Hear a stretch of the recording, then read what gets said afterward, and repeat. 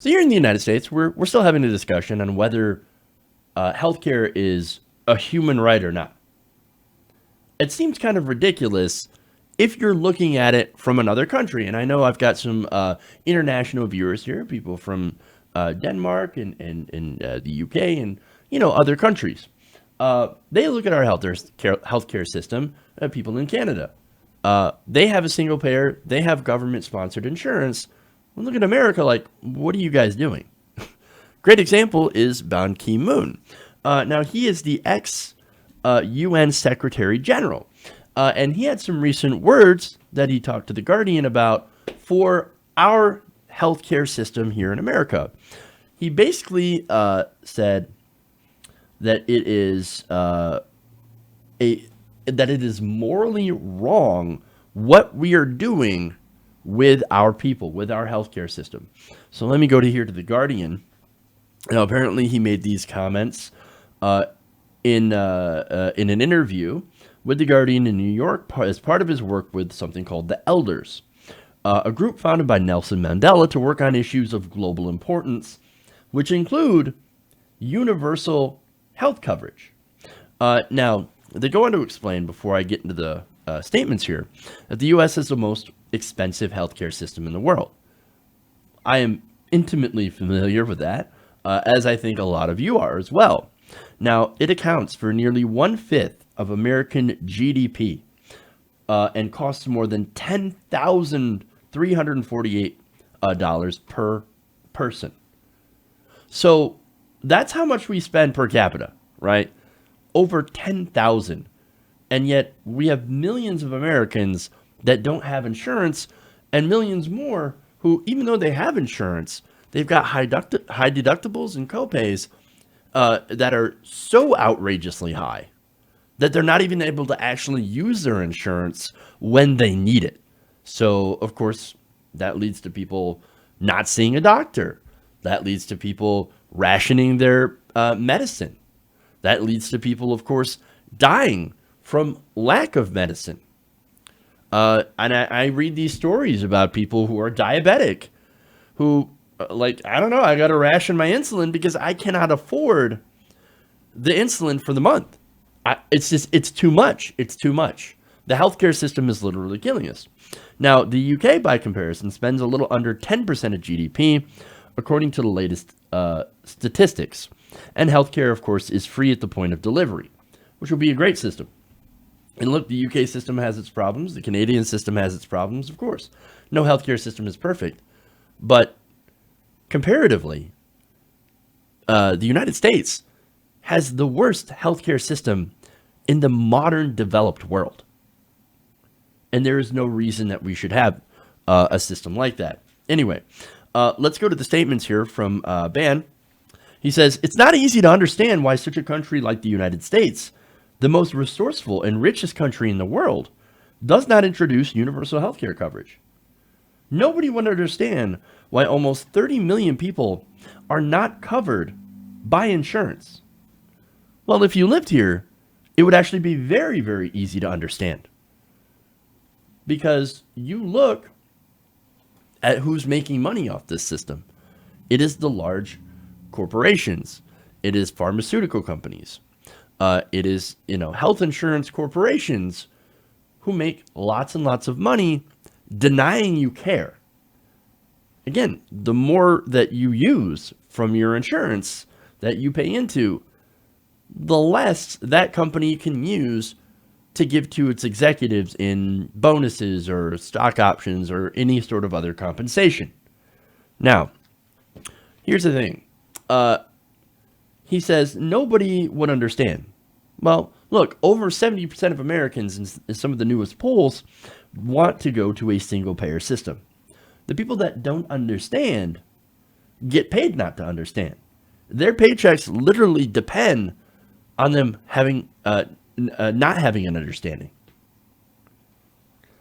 He said, failing to provide health coverage is unethical, politically wrong, morally wrong, and is accusing powerful interests of pharmaceutical companies, hospitals, and doctors that inhibit the American government of having prevented the U.S. from moving towards universal health care. So that sounds a bit like Bernie Sanders there, which is cool.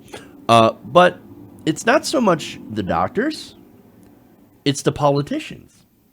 The politicians don't work for us. And Moon also says that. He said, "This is for the people. Leaders are elected because they vowed that they would work for the people. They are abandoning people because they are poor. Then these poor people cannot find proper medical support." Well, look, our leaders, they're supposedly elected to serve us, but we all know the truth. They serve corporations. That's why we need massive campaign finance reform, or we are never going to win on any of these issues. Again, we have 70% of Americans that support a single payer healthcare system. Are we even moving in that direction? In any other country, when a majority says, hey, we would like something, a majority of the populace, the leaders have to respond. Leaders usually go, oh, wow, looks like our constituents, the people that we are supposed to represent, really want something. Maybe we should consider passing it. But that doesn't happen in America. In fact, look, there was that, I believe it was a Princeton study, shows we're an oligarchy, essentially. And it pointed out that unless wealthy people, the majority of the donors, back specific policy proposals, you will never get that policy proposal, even if it has massive majority support. Whereas when an item does not have massive majority support, say, for example, tax cuts for the rich, which Donald Trump, of course, had passed, it's got over a 30% approval rating. Most of Americans do not like these tax cuts. They know that they go for to the rich. And yet, what happens? That's one of the first things the Trump administration passes. Our representatives do not represent us. They don't represent the poor. They only represent large corporations and donors. Now, Ban has his own run-in with the American healthcare system that he explained to The Guardian. Apparently, he had, while he was Secretary General between January 2007 and December of 2016, the UN provided him with a sample of American health insurance. Oh, that's fun. He said about 3 years ago, he went to pick up a prescription at a pharmacy but forgot his insurance card. A worker at the pharmacy told him that without insurance, his prescription would cost $200. But if he came back with his card, it would be $20.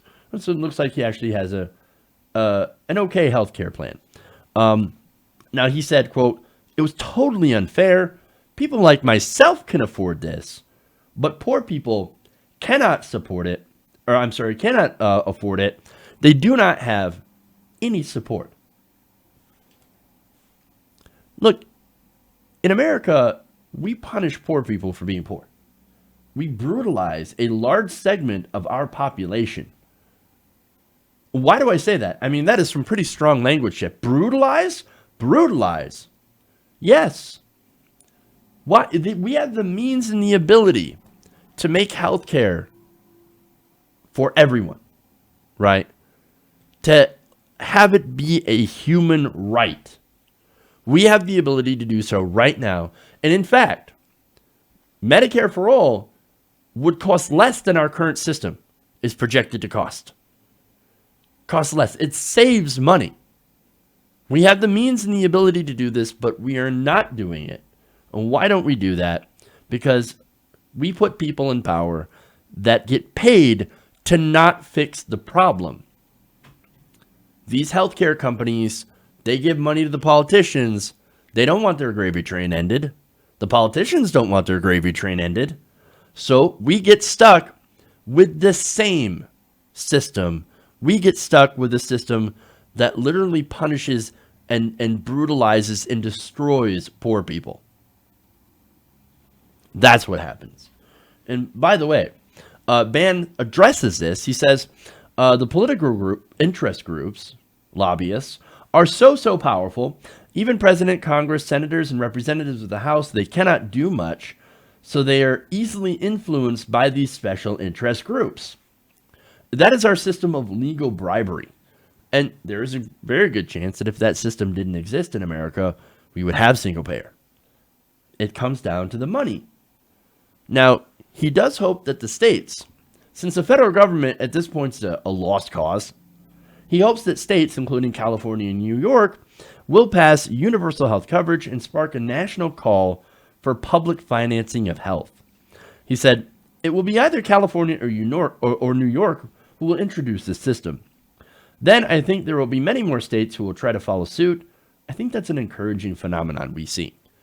So, look, states actually got to do it first. But of course, there's always a problem with the state-by-state model.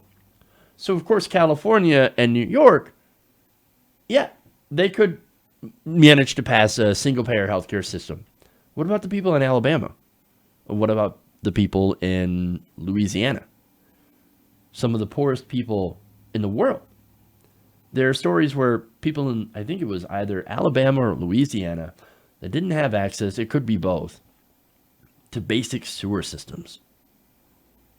You think Alabama is going to pass their own single payer?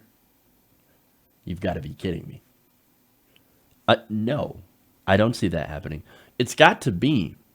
And I understand where he's coming from. Like, look, if you have one state that doesn't, maybe that will make the national, the national government do it.